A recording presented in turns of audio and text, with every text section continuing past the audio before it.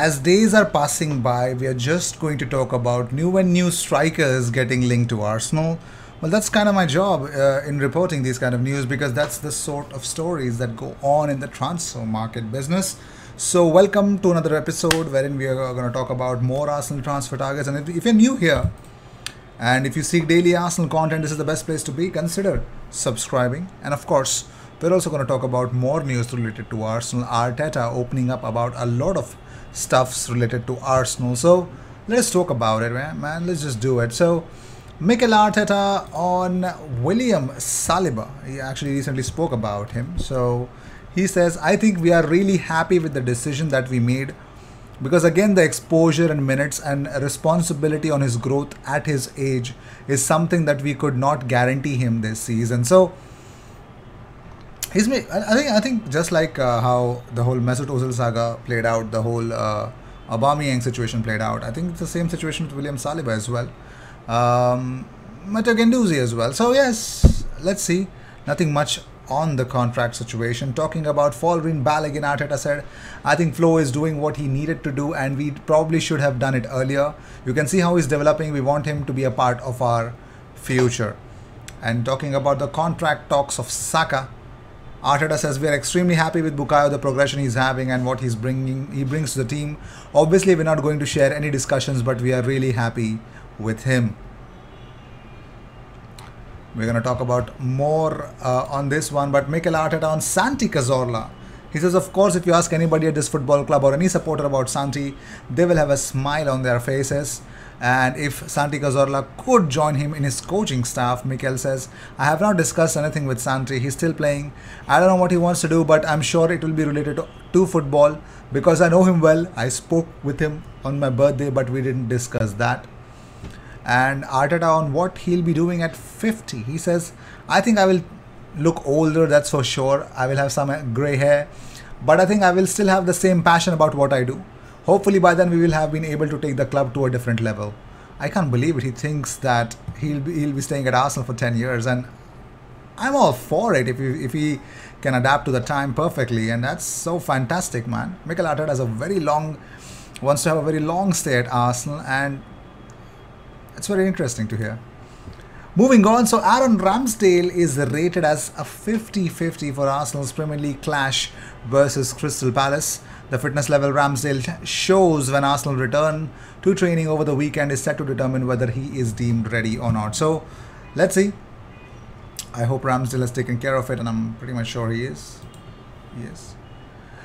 Moving on, so here's the big story about the North London derby. Everyone wanted to, everyone spoke about how broadcasters want to milk the most out of the North London derby. So Sami Mokbel says it had been indicated that broadcasters were exerting their considerable control of the scheduling of fixtures with a view to rescheduling the North London derby as late as possible in hope the rivals would still be involved in a race to finish in the top four. Those assertions were played down yesterday with industry insiders claiming rescheduling it so late in the season risks not having anything riding on the fixture at all apart from local pride. So I agree. I 100% agree with that as well. So let's also Sportmail. Earlier the news came in that Tottenham and Arsenal have been advised by the Premier League that they are planning for the game to be rescheduled for the week beginning of May 9th. Though a final date is still to be officially confirmed. It's not done yet, but let's see where that will take us. The conversations do need to be confirmed, but let's see.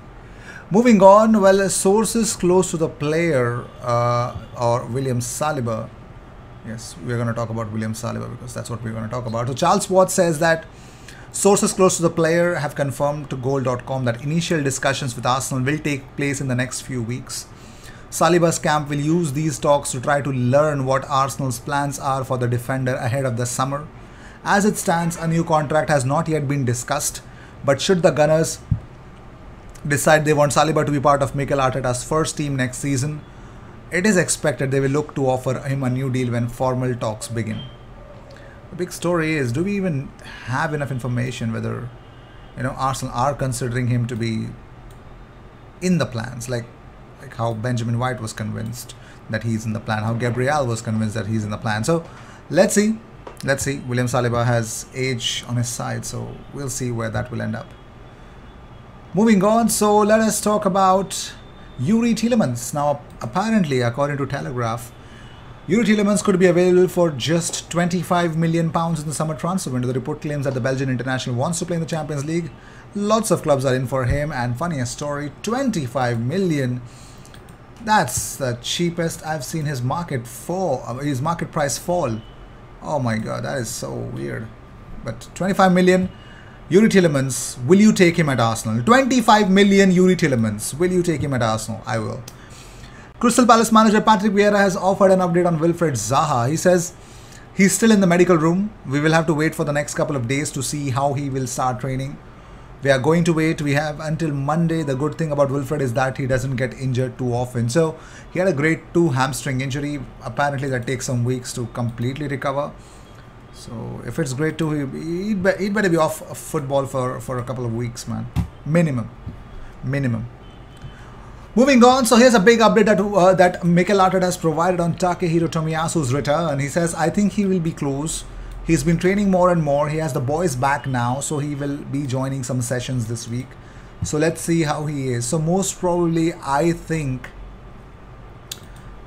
we might see a return of, towards the last weeks, we might see a return of Tomiyasu back into the squad. Moving on, final price of Jetsen is revealed. Now, Evening Standard, of course, we spoke about how Nottingham Forest want £20 million for Jetsen. So, according to Evening Standard, they have claimed that sources close to the situation believe that he would cost between 12 and 15 million pounds. I'm pretty much sure a lot of clubs want him. A lot of clubs want him. There's no doubt about it. And he knows that too. He knows that about him. Isn't it, Jetsen? Moving on, so let's talk about... So Patrick Schick, ladies and gentlemen. So finally, Bayer Leverkusen CEO has opened up about whether Patrick Schick is going to leave Leverkusen. He says, no, we will not sell Patrick Schick. There is no need to talk about that at all. We are very happy that he is with us, and we firmly count on him for the next few years. Well, apparently that's the whole situation. That's the reality. Patrick Schick is not moving out of Bay Arena. Well, he just signed a new deal until 2025. So why would he? Yeah, why would he leave? Or why would situations arise whether he would not be wanted at the club? That's also another thing that needs to be taken into account, but apparently that's that. So let me know what you guys think about it. I've always been a very good admirer. I wanted Arsenal to look at him like for a lot of time, but let's talk about another player, Gianluca Sacchi. So according to Transfer Market, the 23-year-old is a whopping 6'5" tall, and now